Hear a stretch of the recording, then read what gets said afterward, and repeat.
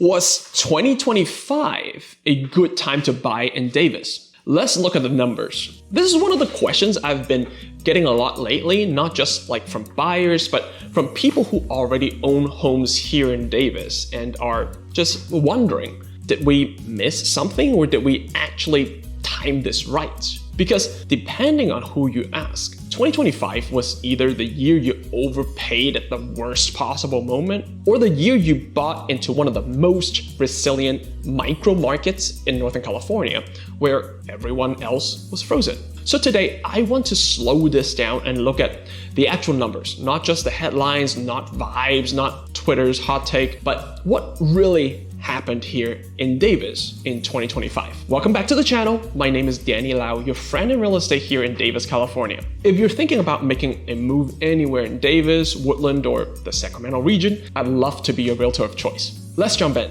Let me set the scene. So what makes 2025 feel so uncomfortable? If you were shopping in Davis in 2025, it probably didn't feel like a great time to buy. Interest rates were still sitting uncomfortably high compared to, the ultra low years prior that everyone had anchored to. Monthly payments look scary. And every dinner party there's always that one person said, just wait, the price is gonna crash. And yet, Davis never really played along. This is one of those cities where national housing narratives just don't land cleanly. Between UC Davis, limited housing supply, and a buyer pool that's often insulated from short-term economics, Davis tend to move on its own timeline. So instead of asking, was 2025 scary? The better question here is, what actually happened? Prices didn't drop, they flattened. Let's start with the number everyone cares about, price. In 2025,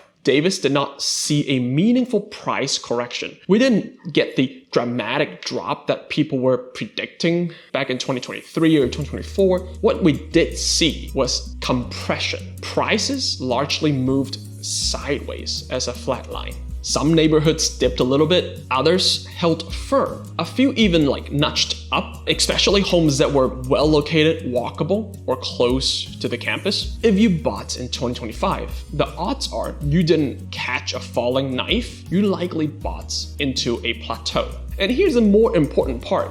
In a supply-constrained market like Davis, plateaus historically become launch pads for buyers, not a cliff. The inventory is the real story. If I had to point to one factor that explains almost everything about Davis in 2025, it's inventory. There just wasn't much of it. Even with higher rates, sellers didn't rush for the exit. Most Davis homeowners are sitting on low fixed mortgage, long-term equity, and there's no urgency to move unless, life forces them to. What that means is buyers in 2025 weren't competing with dozens of offers, but they also weren't just swimming in choices. Low inventory kept a firm floor under prices. It also meant that when a good house hit the market, buyers still moved quickly, just more deliberately. Negotiation power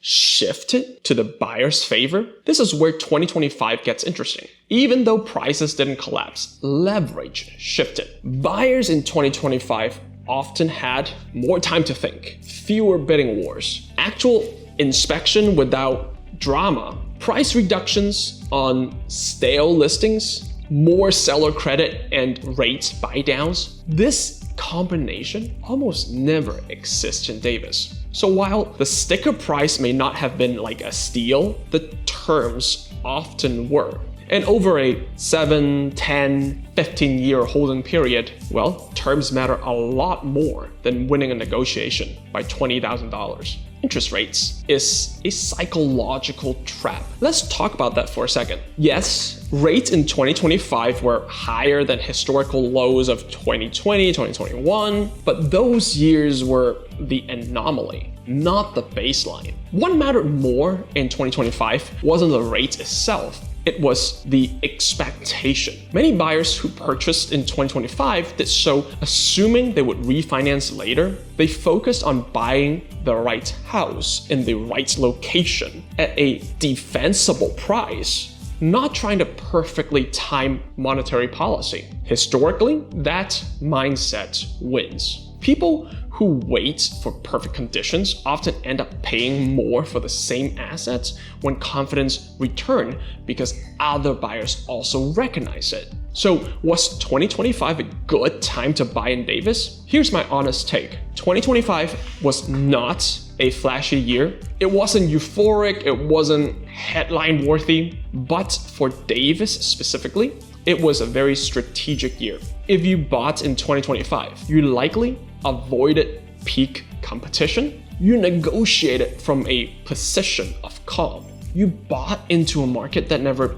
truly broke, and you positioned yourself ahead of the next demand wave. In Davis, the best years to buy are often the ones that feel boring, uncomfortable, or just slightly lonely. Those are the years when patience quietly pays. The bigger lesson that Davis keeps teaching us is that Davis doesn't reward hype. It rewards long-term thinking. It rewards people who understand that housing here is less about speculation and more about staying power. Wonderful school district, walkability, stability, and the community. 2025 was a perfect example of that. It was not dramatic, not catastrophic, just quietly revealing who was actually paying attention. As always, my name is Danny Lau, your friend in real estate here in Davis, California. If you're thinking about making a move anywhere in Davis, Woodland, or the Sacramento region, I'd love to be your realtor of choice. Thank you for watching, and I'll see you in the next one.